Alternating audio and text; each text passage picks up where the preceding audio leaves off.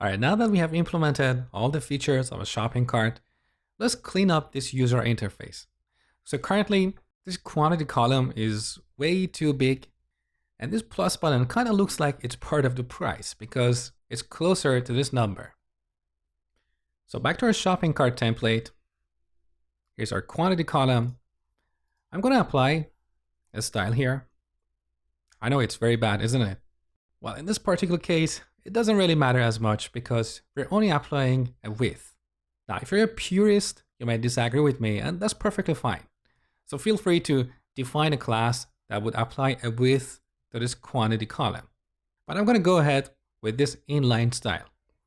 So let's make the width of this column, say 230 pixels. And similarly, I'm going to apply a width here of 200 pixels. Let's have a look. All right, now I want to change the alignment of these columns. So I want to put everything in this column to the right side.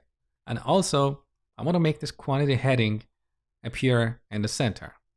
This way, we're going to have more space between the plus and this number, which will create better separation. So here's the price column. In Bootstrap 4, we have a bunch of utility classes for working with text. So here, I'm going to set text right, which basically aligns the text to the right side.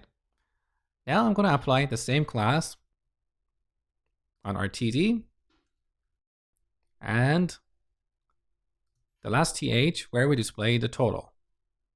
Now for the quantity heading, which is here, I'm going to apply another class that is text center. Let's have a look. Okay, now we have clear separation. It's obvious that these two buttons logically belong to this label, but there is so much space here. So I want to make the width of the entire table smaller. We don't really need this table to stretch and take the entire width of the screen.